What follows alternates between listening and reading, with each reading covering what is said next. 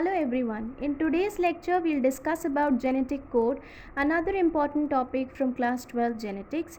Now before that let's recall the central dogma. Central dogma में DNA से DNA बन रहा था जिसे हम replication बोल रहे थे, DNA से mRNA बन रहा था जिसे हम ट्रांसक्रिप्शन बोल रहे थे और mRNA से प्रोटीन बन रहा था जिसे हम ट्रांसलेशन बोल रहे थे.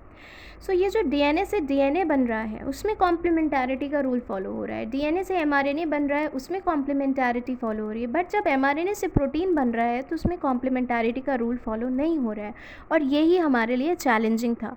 अगर हम थोड़ा भी चेंज कर रहे हैं mRNA के बेसिस में, न्यूक्लियोटाइड्स में, तो अमीनो एसिड का सीक्वेंस प्रोटीन की चेन में चेंज हो जा रहा है और जब अमीनो एसिड का सीक्वेंस चेंज हो रहा है तो एक अलग तरह की प्रोटीन बन जा रही है. Now to understand this genetic code बनाया गया.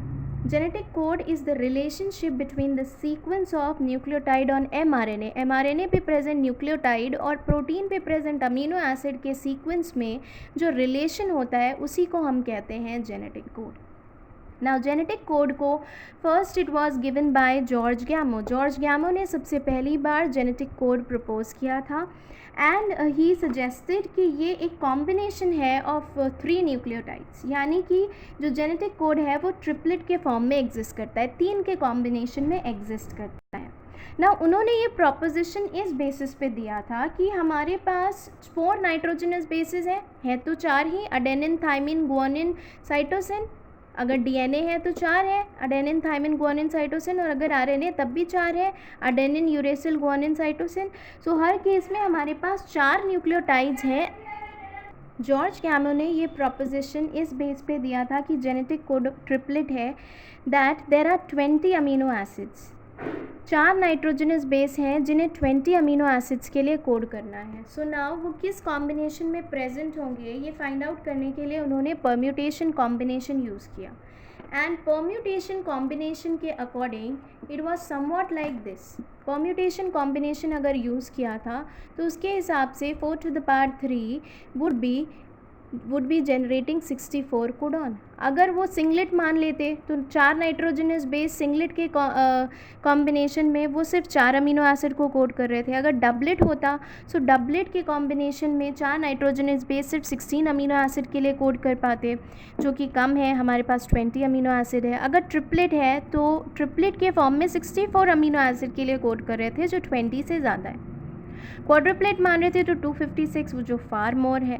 सो नाउ हमारे लिए जो सबसे ज़्यादा फीजिबल कॉम्बिनेशन था वो ट्रिपलेट नेचर था. Only triplet code looks more feasible क्योंकि वो 20 से ज़्यादा हो सकते हैं बट कम नहीं है. सो among them 64 was most appropriate. So on this basis, on the basis of permutation combination, he suggested that actually ये जो जेनेटिक कोड है वो ट्रिपलेट इन नेचर है. और इस ट्रिपलेट नेचर के लिए कुछ साइंटिस्ट ने प्रूफ्स भी दिए हैं.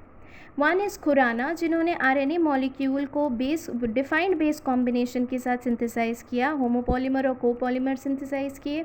नायरनबर्ग ने सेल फ्री सिस्टम्स यूज़ किए प्रोटीन सिंथेसिस के लिए, यानी कि बॉडी के अंदर नहीं, बॉडी के बाहर सिंथेसाइज किया. एंड सिवेरो ओकोआ एंजाइम, मतलब पॉलीन्यूक्लियोटाइड फॉस्फोराइलेज एंजाइम बहुत हेल्पफुल थी, जिसे हम ओकोआ एंजाइम बोल रहे हैं, Severo Ochoa enzyme. It was found very helpful in synthesising RNA. RNA synthesise किया था in a template independent manner, बिना टेम्पलेट के एंजाइम के थ्रू आरएनए की सिंथेसिस करने में ये पॉलीन्यूक्लियोटाइड फॉस्फोराइलेज एंजाइम, जिसे हम सिवेरो ओकोआ एंजाइम भी बोलते हैं, वो हेल्पफुल थी. नाउ ये सब ट्रिपलेट नेचर के लिए कहीं ना कहीं एक प्रूफ प्रोवाइड कर रहे थे. Now coming towards the genetic code. अब इस जेनेटिक कोड को समझने के लिए, उसकी प्रॉपर्टीज़ समझने के लिए हम इस जेनेटिक कोड की टेबल को ऑब्जर्व करते हैं. सबसे पहला जो फीचर था जेनेटिक कोड का कि कोडॉन ट्रिपलेट्स हैं, जिसमें से 61 कोडॉन अमीनो एसिड के लिए कोड कर रहे हैं, whereas there are 3 codons जो किसी भी अमीनो एसिड के लिए कोड नहीं कर रहे हैं और वो स्टॉप कोडॉन की तरह काम कर रहे हैं. They are UAA, UAG and UGA. Ochre, opal, amber, ये 3 स्टॉप कोडॉन है. Out of 64 codon 61 codon code कर रहे हैं, 3 कोडॉन किसी भी अमीनो एसिड के लिए कोड नहीं कर रहे हैं, वो स्टॉप कोडॉन की तरह काम कर रहे हैं. एंड दे आर UAA, ओकर, UAG, Ambar and UGA, ochre, opal, Ambar. Now the next point is that the genetic code is unambiguous यानी और specific. Now इसका मतलब होता है कि एक कोडॉन सिर्फ एक ही अमीनो एसिड के लिए कोड कर रहा है. फॉर एग्जाम्पल यू अगर फिनाइल एलेनिन के लिए कोड कर रहा है वो किसी और अमीनो एसिड के लिए कोड नहीं करेगा. ना तो वो आर्जिनिन के लिए कोड करेगा, ना हिस्टामिन के लिए कोड करेगा, ना प्रोलीन के लिए, ना ल्यूसीन के लिए, ना वैलिन के लिए. If it is triple U तो वो फिनाइल एलेनिन के लिए ही कोड करेगा. मतलब जेनेटिक कोड अनएम्बिग्यूअस है, जेनेटिक कोड स्पेसिफिक है. Now coming towards another feature that is degenerate.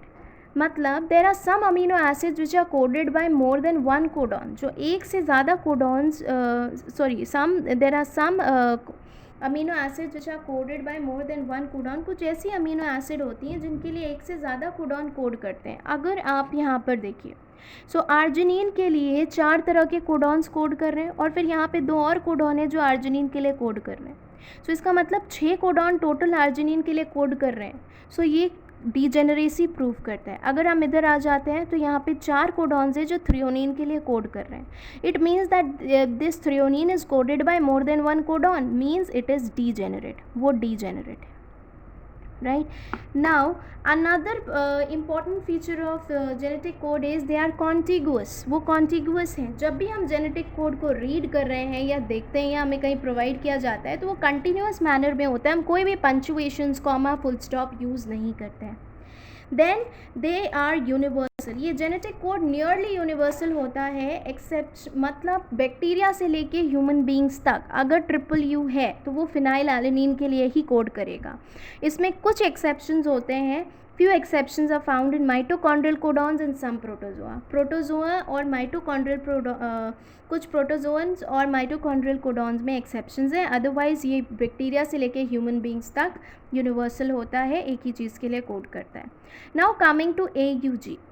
AUG ऐसा कोडॉन है जो डुअल फंक्शन परफॉर्म करता है. पहला तो ये स्टार्ट कोडॉन की तरह काम करता है, इनिशिएटर कोडॉन की तरह, और दूसरा ये मेथियोनिन नाम की अमीनो एसिड के लिए कोड करता है.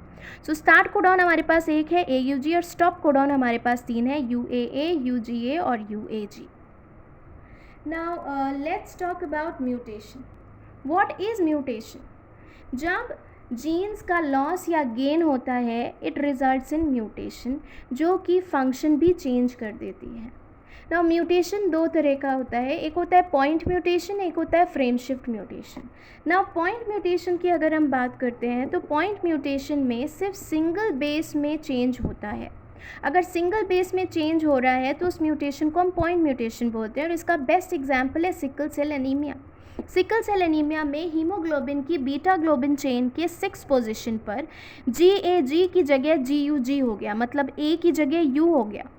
जब एक सिंगल बेस का चेंज हुआ उससे पूरा अमीनो एसिड चेंज हो गया. 6 पोजीशन पर ग्लूटामिक एसिड की जगह वैलिन आ गया. एज अ रिज़ल्ट क्या हुआ कि जो RBC का शेप बाइकॉन्केव डिस्क शेप था वो सिकल शेप हो गया, और इसी डिजीज़ को हम सिकल सेल एनीमिया बोलते हैं. So what is point mutation? जब सिंगल बेस में चेंज हो रहा है then we call it point mutation. Example is sickle cell anaemia, जिसमें हीमोग्लोबिन की बीटा ग्लोबिन चेन पर 6 पोजीशन पे GAG की जगह GUG हो गया था, जिसकी वजह से अमीनो एसिड पूरा का पूरा चेंज हो जाता है. ग्लूटामिक एसिड की जगह वैलिन बन जाता है, और उसका रिजल्ट ये होता है, उसका कॉन्सिक्वेंस ये होता है कि जो बाइकॉन्केव डिस्क के शेप में होते हैं RBC वो सिकल शेप हो जाते हैं. Now coming towards frame shift mutation. Frame shift mutation में एक या दो बेसिस का इंसर्शन या डिलीशन होता है. इंसर्शन और डिलीशन ऑफ 1 और 2 बेसिस, हम एक या दो बेसिस को इंसर्ट करते हैं या तो डिलीट करते हैं. यहाँ पॉइंट म्यूटेशन में सब्स्टिट्यूशन हो रहा है बेसिस का, और फ्रेम शिफ्ट म्यूटेशन में या तो एक या तो 2 बेसिस को इंसर्ट किया जा रहा है या उन्हें डिलीट किया जा रहा है. सो इंसर्शन और डिलीशन है यहाँ पर, और पॉइंट म्यूटेशन में सब्स्टिट्यूशन है. सो इंसर्शन और डिलीशन ऑफ 1 और 2 base change the reading frame. पूरा रीडिंग फ्रेम चेंज हो जाता है from the point of insertion और डिलीशन, और इस तरह के म्यूटेशन को हम फ्रेम शिफ्ट म्यूटेशन करते हैं. बट इसमें भी एक इम्पॉर्टेंट पॉइंट है कि अगर हम 3 या 3 के मल्टीपल्स में बेसिस को ऐड या डिलीट कर रहे हैं तो जो रीडिंग फ्रेम है वो वहाँ से अनऑल्टर्ड रहता है, अनचेंज रहता है जहाँ से हमने इंसर्ट किया है, क्योंकि उस वहाँ से तो चेंज हो गया बट आगे से फ्रॉम दैट पॉइंट वो अनचेंज्ड होता है. So that is all about point mutation and frame shift mutation. Thank you.